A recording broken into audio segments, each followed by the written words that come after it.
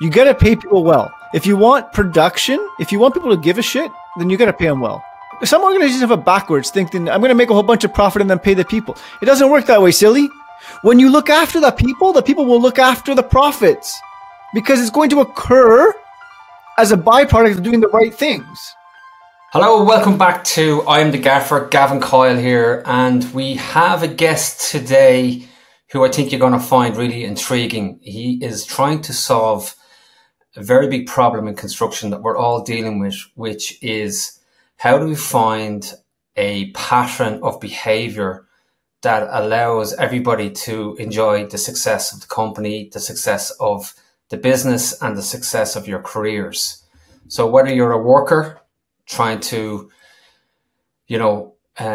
get by, feed your family, have a great lifestyle and enjoy your career, or whether you're a business owner and you have scaling your business in the forefront of your mind, and also, creating a sustainable model for your business so that you can pass the baton on to others.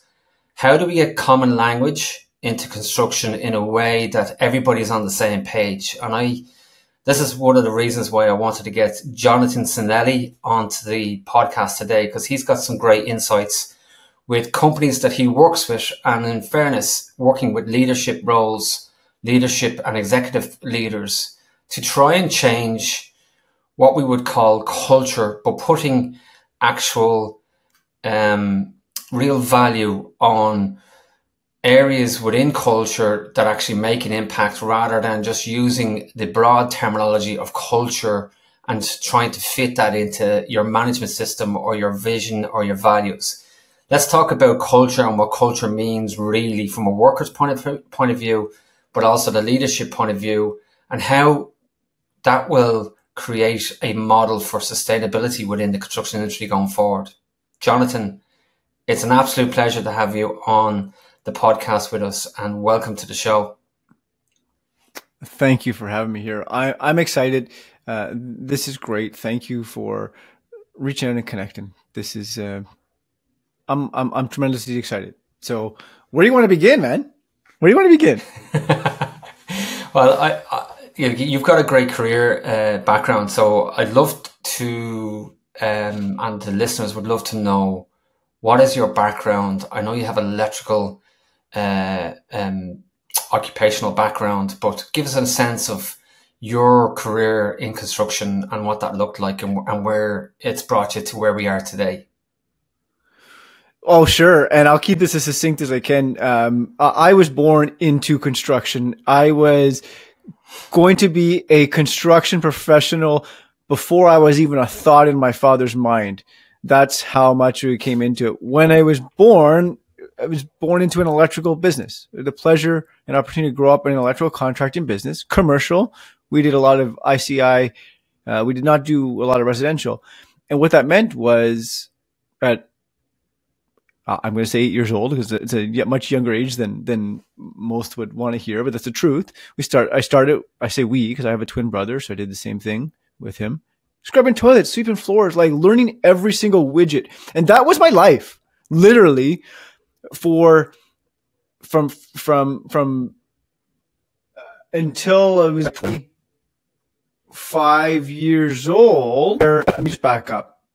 Electrical, I did it all there. I was in procurement, I was in estimating. I eventually got my electrical license. I'm a junkie for continuous education, constantly there. And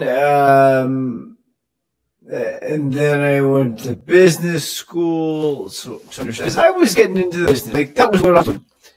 And I always had a love for people. I know that, and I'm telling you that now because that shows up in my career. We merged with a larger organization, also electric, and in Toronto, Canada. That's a really large, well-known organization. And for 15 years, heart and soul, everything I had went into that organization, and got a management team, certified. I mean, I checked all the boxes, everything possible. I found my love for people and projects, because what I realized that fiction is about hearts and heads before it's about hands. And every single job out there is about the people and the folks doing the work and how we show up for them and how we demonstrate compassion for them. And I'm going to use this word that is now in the construction world and hasn't always been empathy. Like giving it down about the folks out there. Empathy, yeah. Changes everything. And so that's where I found the fruits of my success. And I started to question, given a job, this job is going to fail, and yet it doesn't fail. Or the rock star, like, Jonathan, this one's going to be a rock star. You just got to take this one home. And yet so many hooray. And the battles and the arguments. And when I got into coaching, when I got certified, I was actually, coaching. And what that is listening to people. And knowing who they are as a human being. I become curious about everything. Hey, man, I noticed you this way. I'm not sure I would do it that way. Tell me about it. And you ask great questions. And so this was my career, and it helped me progress. I could check all the, I could have put the sales up and rode off into the sunset, man. Like, name your position, name your price. That was it. I helped the organization grow to a level where after 15 years, you know everything. Whether it's 1,000 people doing the work, which we were at, you knew everything because I helped develop the plans and the structures and everything. And then it all changed. And then there's a simple thing, but it all really changed. And I wrote a book, and I took a different pathway and said, there is something more. Like, when you show up and treat folks differently in construction and lead differently, the world opens up. And shame on me for not sharing that with others. So I wrote a book. I started a podcast. I opened my own coaching business.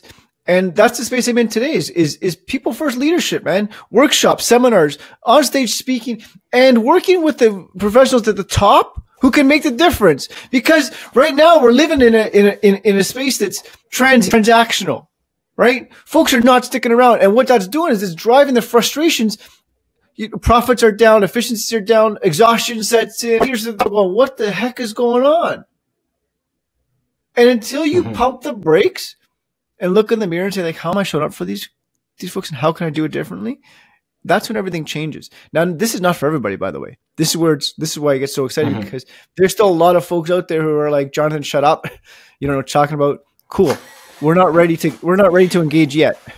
Except tell me the day that you're no longer willing. See, change when you're no longer willing to put up with the way it is.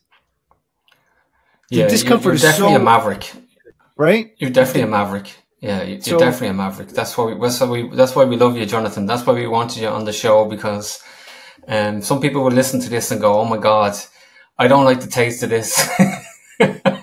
Or some people will go, "Okay, this guy is intriguing. Tell me more about this guy, because this guy is either way off the scale, or he's actually ahead of the rest of us, and we just don't know it yet." And I think there is a definite divide. There's still this hidden veil of secrecy amongst construction owners, not divulging information to everybody in a way that everybody can float their boats together. And, there isn't this pressure downwards that it should be just a free and open market to a point. I agree. They don't need to know about a profit and loss, but,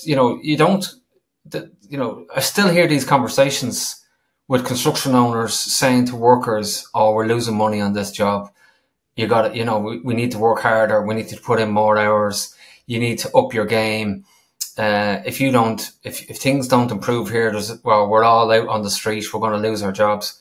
Like, that's just nonsense. And, I've never seen the job. I've never actually seen a situation where at the end of the job, everybody got kicked off the job because everybody lost their jobs because this scenario was put to them. It's more like a tool of language that people have been using against the workers. And I'm not saying this is a workers versus the leadership podcast. Like, we're just as much for leaders as we are for workers. But I think the language is probably is that where you're coming from? The language of it's the language leadership needs to change. Yeah, our reality exists in the language we use, right? So that same narrative is over. Oh, this job's losing money, and we're not going to be able to sustain this. But every job can't lose money. It's not humanly possible. If every job lost money, then we wouldn't be in business.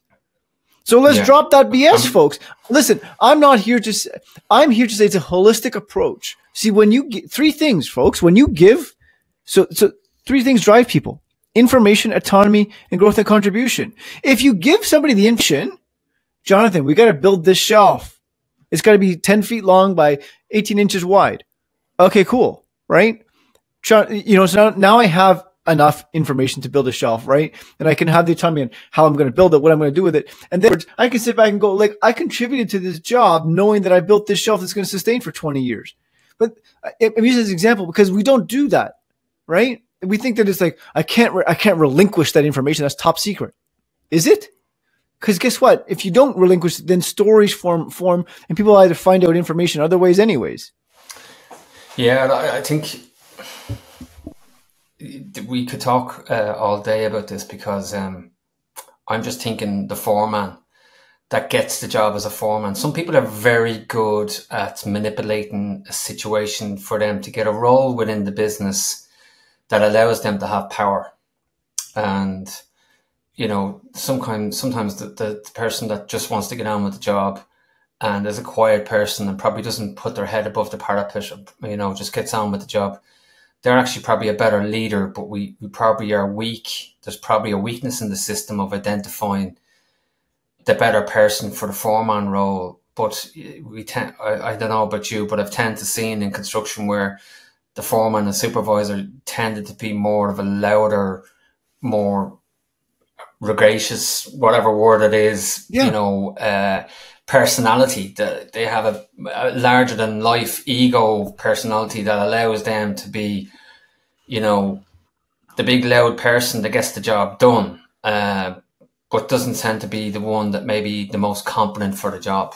No, I'm not tarnishing all supervisors in charge and foremen with that brush, but there does seem to be a sort of a culture of these type of people are able to find these jobs, and then that kind of travels downhill because the people that are probably better equipped or better competent than them to do the job are looking at them going, oh, I don't care, like, this guy hasn't a clue.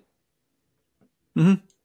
Yeah. And then so now that foreman has to, armors up and has to in his or her mind, has to maintain that position of authority and maintain that image, right? So then it's like, and then what happens over time is they get exhausted and they get worn out. Cause like I work with those folks too, right? Because when you start to shift how you show up as a foreman leading a site, like the people working, this is the thing we forget. The people on the site are working for the leader there, right? They will, if well connected emotionally, spiritually, personally, they'll do whatever it takes for that person on site. Right? Yeah, they happen to embody the same organization. We forget that. So we'll put a four person in charge and say, hey, Jonathan, you're a great craftsman. Become a foreman. Yeah, but then I'm not trained and led and supported. And then it's like, well, this job failed, and now Jonathan, you're useless. So this is the culture. This is the cultural shift that I get into, right? Anyways, thank you. Yeah, for that. So I'd love to get under the bonnet with that with you, because surely some of these stereotypical characters must fall into your training programs or coaching programs, and they come to your coaching program, and surely you must see them coming through the door and go, oh my God, this person is probably the reason why there's an issue in this company. Has that happened to you? Yes, absolutely. It happens, right? Absolutely. So how do you deal with those people in a coaching environment? How do you break down that persona and sort of, without being brutal or attacking or making it personal against the individual, what is your strategy to try and, open up the minds and hearts? Yeah, I love that question. Great question. And thank you. There's no easy answer, nor is there a magic pill and a script to follow to dissect that one. Simply to say that I become hyper curious. I remember why I'm there, and I'm there to support them. And by asking questions and being really curious, and then also being very vulnerable in the sense that like I've lived it, and I don't bring my stories into it unsolicited. You know, I might ask questions like, can I share a thought? May I share an observation? Can I share something that worked for me? Maybe it'll serve well for you, or something shows up for me and made me curious. I want to ask this question. Like, you know, hey, I want to, what does that look like? Like, let's construct that. Okay. So now we've got more profits. Like, so what? And you consistently break that down. Tell me more. And then all of a sudden, Gavin, it happens. It happens sometime between, you know, the first session to, you know, the sixth session onwards, where there's like a moment where you see, whether you see a facial shift. Okay. Or the so this has totally intrigued me now. So walk me through the process of the problem statement first. So obviously, the leadership team or the CEO identify a problem. What would the problem be that they identify? Okay, great question. Multifaceted. Transactional workforce, right? Efficiencies are down. Folks are not showing up, right? This is driving frustration. They're not engaged. So it's driving frustrations up. It's driving exhaustion up. Now, you've also got another piece of the puzzle that ties into this. We have an aging workforce, okay, that is not transitioning knowledge, skill set appropriately.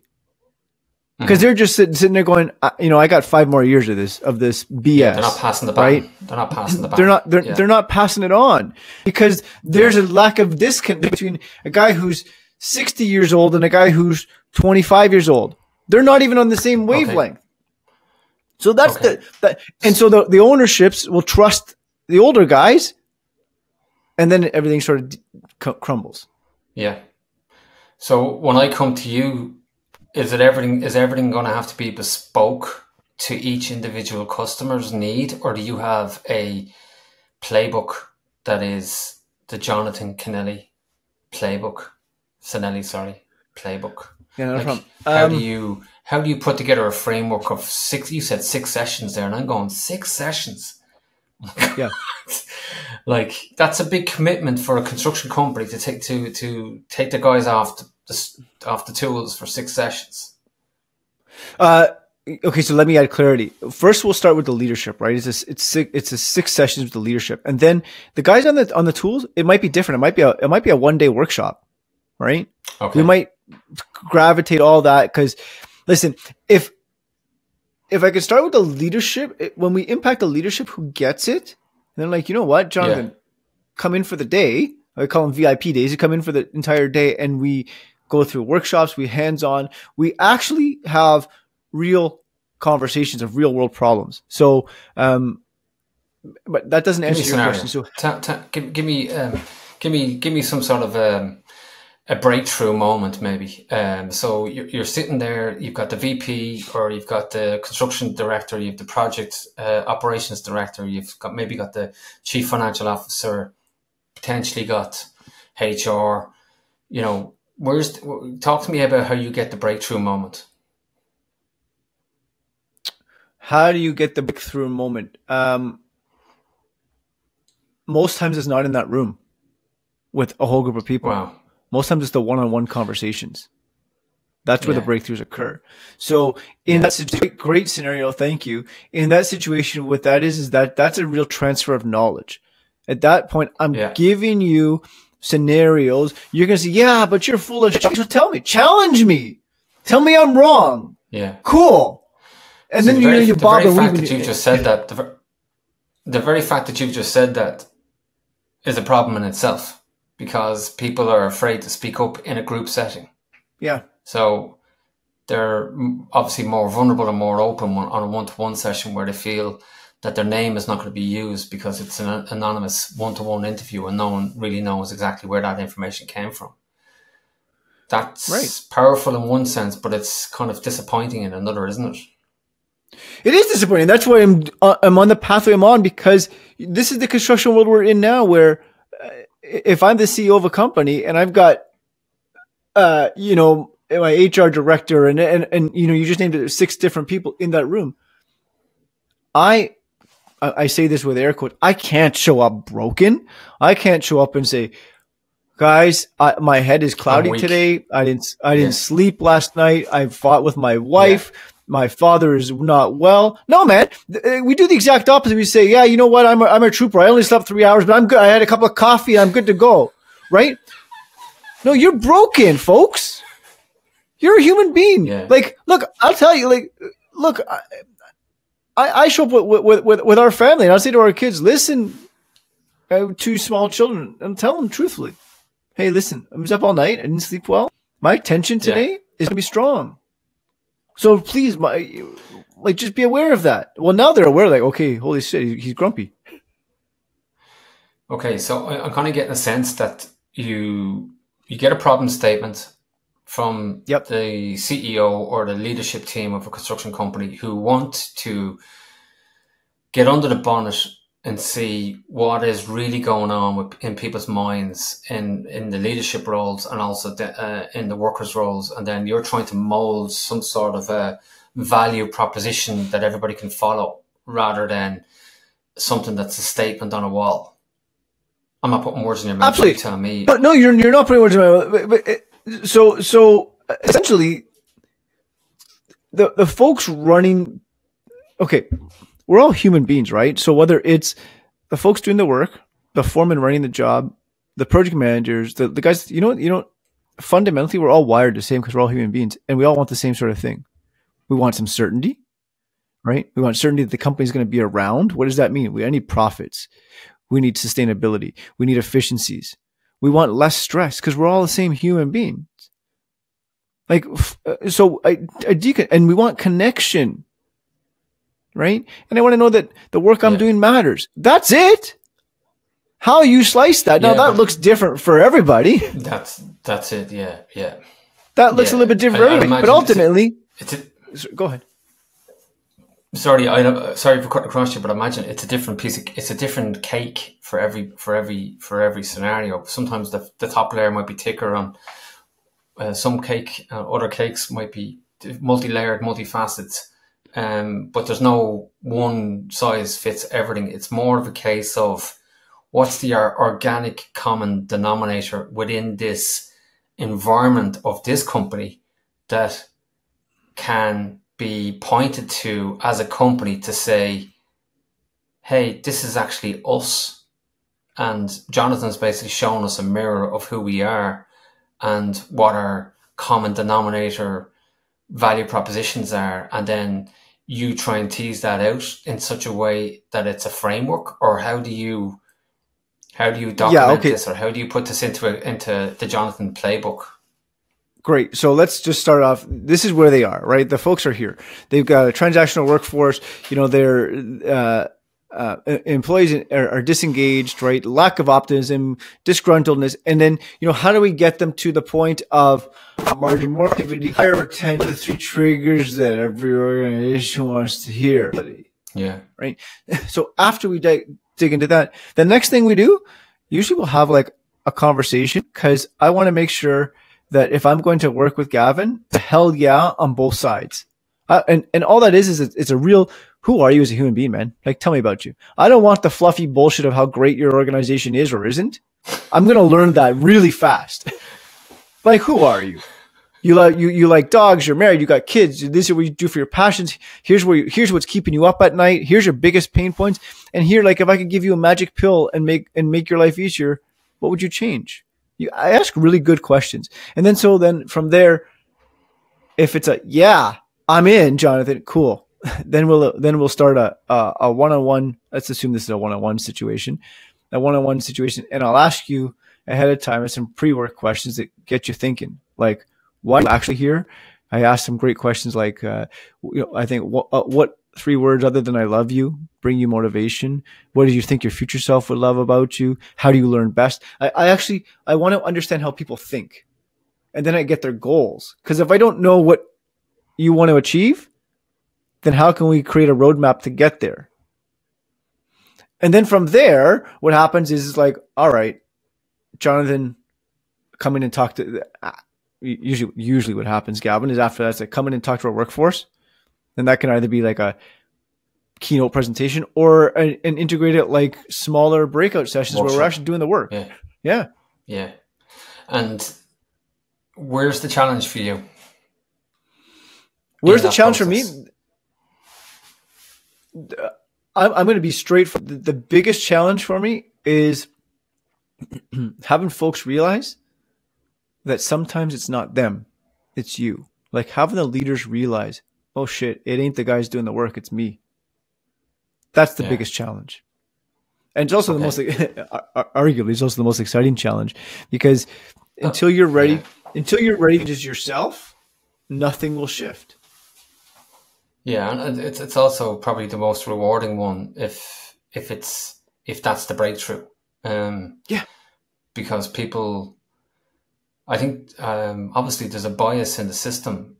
You know, if I'm a worker, I'm not going to tell the managing director that he hasn't a clue what he's doing, or that hasn't got his finger on the pulse, or she hasn't got, a proper system in place to manage the capacity of the business.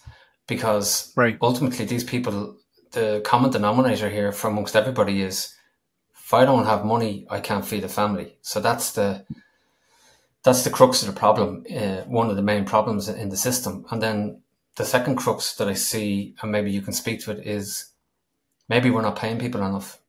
And, people then get disengaged and saying, well, sure, what's the point of me helping this company if they don't respect me as a worker in terms of what the going rate is? They're just making profit off my back. Mm-hmm. Yep. So for me, that's I call that a hygiene factor. And one of the first things that I analyze is like, listen, if you're not paying people well, then we're not even gonna have a conversation. Because that should be a non-discussion. You got to pay people well. If you want production, if you want people to give a shit, then you got to pay them well. But it gets deeper than that. So you talk about the guys on site saying, well, I'm not going to tell the CEO that he has no clue on what's going on. Right. So that's the problem there. There's no psychological safety within the culture. Because if the psychological safety was present, then Jonathan would have the awareness to know that he's free to speak his mind and be supported. And it's a safe space without being judged and assessed, which is very different than what happens out there most times. Because then they could say, you know what? I can come to ICO and say, this is what I observed. But we got to look across, or how do really good organizations get really good? Because they get feedback from the folks doing the work on the production line. And if you just slowed the production line down by a millisecond, we'd be able to produce 5 cars faster. Holy smokes. Mm-hmm. Right? You got to take a temperature and listen. So, just coming to your point, non-conversation. If you're not going to pay people well, then shame on you. Yeah, I think that's a very important point, that if you were to get involved with a construction company that wanted to fix things, and then you were to find out that there was a profit over people mantra, you can't fix that. You can't fix that. Some organizations have a backwards thinking, I'm going to make a whole bunch of profit and then pay the people. It doesn't work that way, silly. When you look after the people will look after the profits, because it's going to occur as a byproduct of doing the right things. Yeah. But there's a race to the bottom, and there's a middle market, small to middle market, where, the profit is everything. And in a lot of cases, if people aren't good business people, they're not having proper systems and programs in place that allows them to be profitable. Therefore, when the things go wrong, people get hurt, both financially and from a safety point of view, because corners are cut. So I'm just thinking, is your segment of the problem only coming to you at a certain level, and then there's another level that you'll never get to? Unpack that a little bit. When you talk about level, are you talking size of the organization? Yeah, I'm talking about size of organization. So, for example, if I'm a 250,000 revenue business, or maybe even a 500,000 or maybe a million revenue business, I'm not going to talk to Jonathan, because that guy's just going to lift the hat off on so much problems that he's going to cause me more problems than I need. Whereas the more mature conversation might hit at 15 million. I don't know. You tell me. It's your demographic. It's your world. Well, so yeah, thank you. And it's a both. The answer is both. So yes, we're going to get into some hairy stuff that you may or may not be ready and prepared to see. But I can tell you that after the struggle is where the growth emerges. We need to see that ugly side of Jonathan before the brighter side is going to show up. But to come back to your sorry, go ahead. We'll take a question from a financial standpoint, because that's for the big. No, it's not. In fact, most of the work I do is with smaller organizations, and I'm talking like 1 to 20 guys, because they realize that they're exhausted and this is just not working anymore. So yeah, there's always going to be that transactional piece of the market where there's going to be somebody who's willing to take it for, a 1-digit profit margin, which is silly in my mind, because until we as a holistic community bind together and shift that's where it changes. It's like, loaf of bread goes up in price because of inflation. We don't stop buying bread. It's cost of construction, folks. Everybody's got to do it together, right? And there's always going to be the guys who are going to do it. Then you have craftsmanship is something special. Experience. I'm gonna end this sentence by saying, one of the biggest things I say to folks always is like, why you? Like, why would I come and do business with you? And you'd be surprised how people cannot answer that question, because they'll give you say, I have warranties and and my profits are. I don't give a shit. The other guy's got warranty too, and he uses good materials. What's the experience you want to leave with people? So curveball coming at you, Jonathan. Yeah. So sit back and prepare yourself. I'm going to lean in. I'm excited for this one. Go ahead.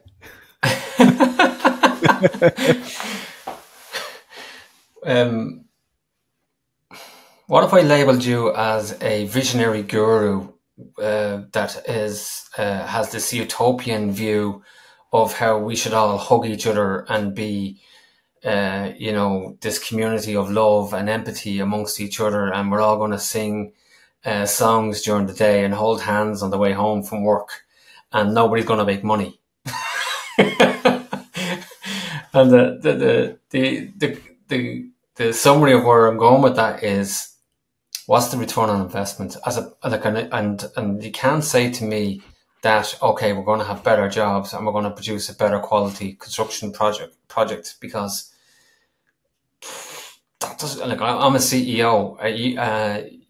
As far as I'm concerned, I have the best carpenters, I have the best plumbers, I have the best electricians. So, what am I getting out of this? Like, what's the dollar value for this? Are you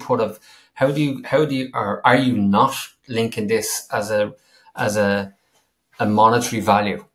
There's most a monetary value, for me to sit here. So that's the question, by the way. So thank you for all that. I'm gonna break that down to pieces. You said if I told you as a visionary and a utopia and a fee, I'm just gonna use my words on fluffy Tinkerbell thing. You know what I would say to you? Thank you. You want in? Because you know what? I look at guys around the world. I'm just gonna say, Martin Luther King Jr., who stood up in front of millions of folks, said, I have a dream that one day we're all going to be together. And guess what? The world evolves and changes. So it's like, my answer to that is, listen, folks, you want in? You want to get on this now? Or you want to be a late adopter? Right? So that was, so thank you for that. And then you asked me, what am I going to get? So there's another question. Then something that triggered me is like, what am I going to get out of this? What's the return on investment? And before I get to the monetary side, here's a simple solution. You're going to get the life you've always wanted. The reason you got into business yourself, you're going to get your life back, man. Like, you are going to be in absolute control of your own destiny. That's what the difference is. And so what's the return on investment from a financial standpoint? I think I'm trying to think of the commercial there, whether it was MasterCard in North America, it was like priceless. The return on investment is priceless. How do you pin a number to that? You'll see it within 12 months. Now it depends on how many folks you want to impact, right? We can dissect this in so many different ways. We're talking about innovation and creativity that surfaces from the ground up. We're talking about sustainability, the folks who no longer leave, right? We're talking about the new hires that come in because I'm trying to upgrade the organization. I'm talking about the impact of the cost of training. See, this is the thing in construction we disregard a lot. The cost of training. You know what it costs to train a person? Yeah. Holy smokes! Right, and then onboarding, right? Yeah. And then the onboarding process, and then it's like, so after, and then there's another thing I get into is like, how do you do lessons learned? How do you do reviews? What about onboarding folks? Oh yeah, I give the guy, he comes in for his WMIS, his safety training, and he goes on the site. Oh, holy shit! How well is that going to work? So do you go back then in 12 months? Is it your program then that you go back after 12 months and go, okay, you said, what did you do? And let me see. Or what is that process then? Or do they call you back at all? Or is it just like, thanks very much now, Jonathan, we'll take over from here? I love that question. And it pulls at my heartstrings to answer that because you're going to, some people might laugh and some people might say you're crazy. And I'll tell you something. I form friendships. And I pick up the phone and I stay connected. Hey, man, like what's going on in your world? Hey, how did it go with Paul? Hey, you were going to have this conversation. Hey, how did it go? And you know what shows up? Like, they're like, holy shit. I thought the problem was Dominic, but it's not Dominic. It was this. Yeah. So when, again, because I fostered a friendship. And you know what it is? Like, hey man, come by for a coffee, come by for a cigar, come by for here. This is a real true story, right? One gentleman I was coaching with, we had a 12-month program together, right? I was going down to Florida for a family vacation on one side. He was going down to Florida on the other side. I said, you want a crazy, ridiculous idea, man? How about we meet up in Miami and we'll do a podcast recording? And I did a podcast recording with him. And then we hung out for the day, having a drink, chilling. And we still stay, like, this is what I'm talking about. You still stay in contact because your professional career is all about your personal career. Everything is personal. Because when we stay connected, like, yeah, we're friends. We're not on his payroll. I'm simply connecting with him and say, hey man, how's that going for you? Yeah, I think as you're talking there, I kind of said to myself, there's probably a specific role in the company for this. It's probably something like a people champion or the champion of the people or the workers champion or years ago it was the shop steward. Yeah. So that didn't work out too well because there was too much bias probably in the program, but there isn't, like, I know there's a lot of flaky titles thrown around in the software industry, change management, culture management person, and all these different fancy titles that Elon Musk seemed to have ripped up and kicked out. But maybe there is an opportunity to have somebody that, like, it's not the HR person, obviously, because again, there's a conflict of interest there. But maybe, are you saying that there's probably something in somebody sitting in the business and just monitoring the heartbeat of the value, mission, culture, leadership, worker engagement and involvement? Yeah, I mean, you can coin it whatever you. I think I just say that, folks. I'm the people guy. That's it, right? Yeah. And what does that really mean? Is I'll show up and I'm actually there to see what's actually going on, right? Oh, Tony smashed the truck today. I'm gonna fire him. Well, hang on a second. Like, there's more going on there. Yeah. I actually think. There's obviously, there might be something in that. I think people are going to think we're crazy if they're listening to the podcast. They're going to go, what are these two nut jobs talking about? Mightn't be as crazy as you think, because as you say, your people are your greatest asset. And if you're going to be successful, how do you get the most out of these people? Well, we don't have time to talk to them anymore. We don't have time to build a path that shows that there's a mutual both monetary value, but also career value, and also just a work-life balance value by everybody working together on the same path, because nobody's having those conversations. They have the conversations in the canteen, and hey, what did you do at the weekend? And I get to know Jonathan a bit better, and he gets to know Gavin. But it's not a joined up. There isn't a sort of a framework, or is there? I don't think there is there in the construction sector? Like you wouldn't need to have these leadership coaching sessions that you're having, is in my mind, if you had a person in the business that was just working on the heartbeat of conversations and culture and direction and, open engagement. Yeah. And even though you said something though, when or having lunch together on breaks, you know what's not happening right now? They're not even communicating. Everybody's got their phone and it's like, I'm just swiping my own phone rather than just, yo, how's your dog, man? What'd you do this weekend? How's your kid? That doesn't happen. Head down. I'm going to eat whatever I'm going to eat or not eat or drink my coffee, whatever it is, but I'm going to be on my phone, on TikTok, social, whatever's going on. Or go into the car. That's what's happening. Sit in the car on their own. Yeah, or listen in the car. That's the problem, folks. And then you wonder why people are getting hurt. And they're not mentally sound, they're not physically sound, and we're physically in a worse shape than we are, and we're turning to vices, sex, drugs, rock and roll, whatever the hell you want to call it, man. Like, this is what happens because there's a disconnect. Yeah. So this is real, man. Like, I show it. I wish I would make this stuff up, but it's in my book. Like, I don't make this stuff up. I actually baked the cake. What's the name of your book, by the way? What's the name of your book? Book's called Kick Your Ego Aside and Put People First. Is the name of the book. Okay, cool. And I share 5 guiding principles that lead to project success. And one of them, truthful, I'm not even making this up. Like, this is real. I showed up with a cake. So we had a target of, $250,000 in work orders or whatever it was, right? And everybody's like, "You're full of shit." Da, da, da, da. Tell you what, guys, I'm gonna bake a cake. I don't even know how to bake a cake.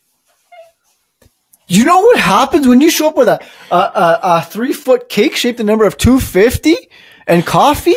Holy smokes, did it resonate through the rest of the organization? Or like a guy turns 30 years old. You know what I did? I brought a pizza shaped as this number of 30. You think he'll ever forget that? He'll never forget that. Right? Yeah, no. Like this, I don't make this stuff up. I mean, I like some of the crazy stuff you do connects people. How about the biggest thing we forget?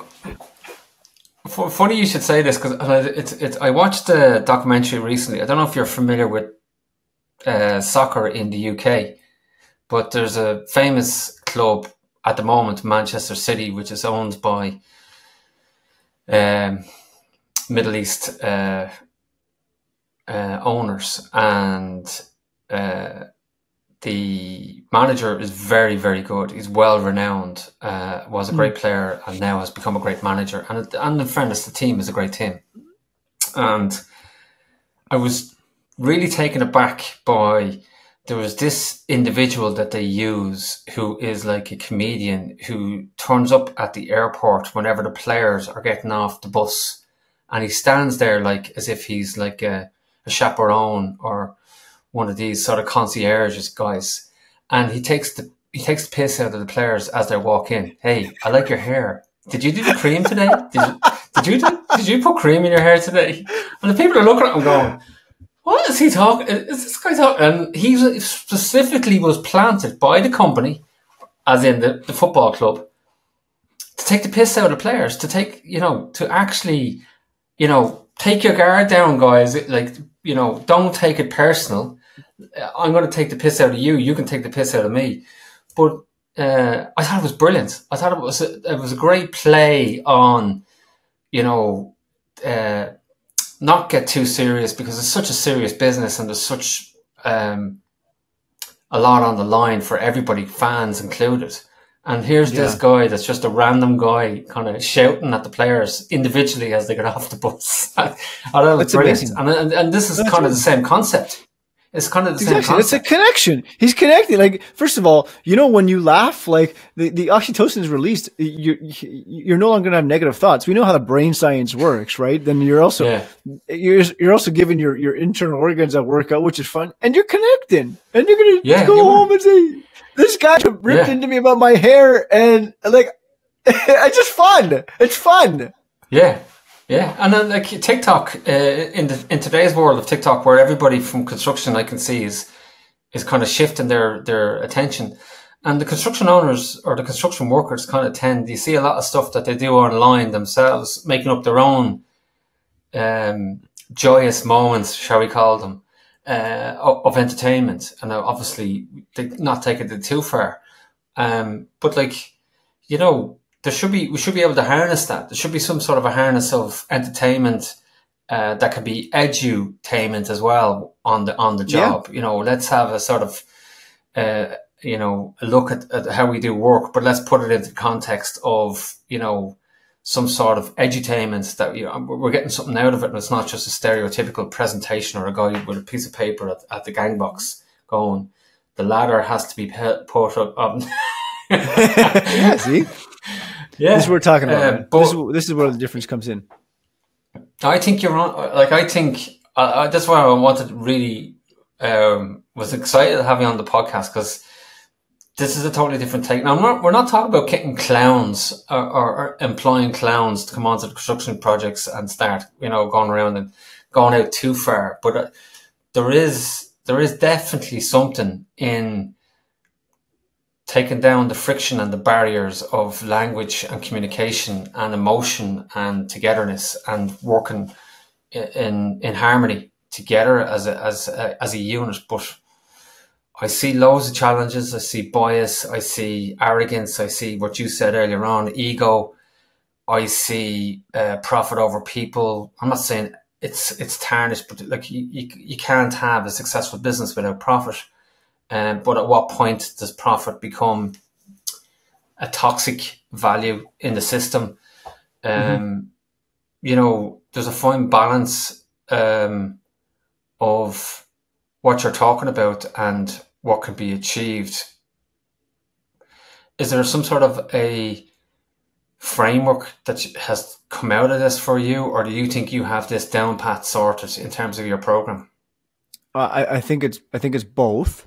And there's simple things that folks can do, and you know, yes, of course, I'm the secret to life is given, and I'm here to give everything I can. But if I can, you know, leave folks with something super simple, become curious, and 3 simple words, right? Tell me more. Somebody shares something with you, don't dismiss it, right? Like, or the old adage of like, yeah, you know, this one time that happened to me, and then nobody gives a shit, man. You know what, more important? Dig in and say, oh, Jonathan, tell me more about that. Oh, sounds like you're going. All of a sudden, for the first time, maybe in a long time, that person's being seen and heard, and next they're going to be understood. Show up. Yeah. Show up for them. Yeah. 100%. There's I'm intrigued. Have you got formal training in the background of psychology in this area of behavior, human factors, and like, where does this come from within you? Passion and self-taught. No formal practical psychology. Yes, I've delved into psychology because it's been a passion. You're gonna bring me to tears, but like I just knew 25, 30 years ago that I love people. And so I made it my mission to learn everything I could. It's very powerful. Thank you. Yeah, well done. Everything I've done is just, how can I get better? How can I understand the focus? And I'm not perfect. You should see how many times I screw up daily. And I tell even my family, listen, folks, it ain't about perfection. It's about recovery. And I can be a real jerk sometimes, but you know, I'll say to them, look, I was less than desirable. I was tired. I was hungry. That's on me. That's not on you. And know that like I clean it up. That's the difference. Just clean it up fast. Yeah, but you also have accountability. You also are accountable, and I totally resonate with where you're going with that, and it's a credit to you. Your passion definitely comes across, and your love for people definitely comes across. I'd like to throw a few curveballs because I do some more at you. So let's sit back and get ready. Okay, so favorite holiday destination and why? Favorite holiday destination and why? I'm going to answer this maybe in an unorthodox way. You don't do short form. You don't do short form answers, Jonathan. No. Our home. Yeah. No, I don't do short form. I really enjoy being at our home. We've spent a lot of time and energy making it our home, and we don't appreciate it. That's where I will be. And by water. That's it. Okay, cool. Something about you that is an interesting point of interest that nobody wouldn't really know. Not many people would really know about you. Something nobody would know about me? That nobody would really...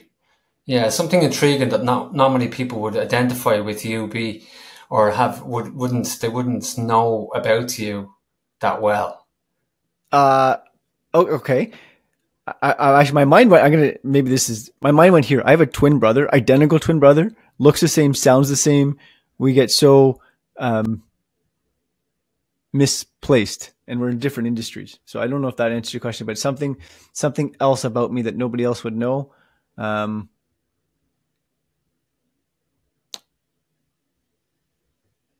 not an animal person. I don't like animals. That's what nobody else would know. Except for my family. I'll take that one. And your favorite car or vehicle or piece of plant or machinery or some sort of vehicle or utility vehicle that, you know, is warm to your heart?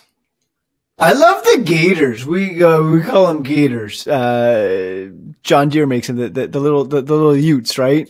The four wheels or six wheels. They're so much fun. I love those things. Yeah, man, they're amazing. Brilliant. Favorite book? It can be business or it can be fiction or whatever it is, and why? So many. Because there's so many for the seasons. I'm going to say one that sort of really resonates is Mindset by Dr. Carol Dweck. Really resonates, really made a difference in my life. Why? Oh my gosh. When you understand the different perspectives, different mindsets, how to approach them, how similar people come in carrying preconceived stories and reality through the way they see it, man, you can, you come really fast. Well done. Jonathan, it was an absolute pleasure having you on the show today. I think we got some great lessons out of it. I know I did, because I'm looking at the people champion side of the business now more that I'd never even thought of, being honest with you. And I always thought, was always interested in empathy because my own background is safety. But you've brought a different torch to the table today, because you're able to identify this as an issue at the executive level and also the worker level. And I think it's a credit to you what you're doing. And if people want to reach out and connect with you, is that a free sort of open discussion? Absolutely.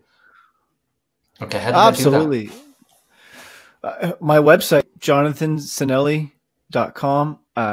jc@jonathancinelli.com is an email, and I share my telephone number. It's North American. It's 416-717-4139. That's where I welcome them all. I love talking to people. A telephone call, man, call me. And yeah, every conversation is meaningful. You're an absolute legend, and we'd love to get you back on the podcast in the future just to get some more context on where you're going with this, because it's an uphill battle and we hope you win it. Thank you. It's an honor and a pleasure. So thank you tremendously for having me here, because this has been great. We wish you every success, Jonathan. Take care.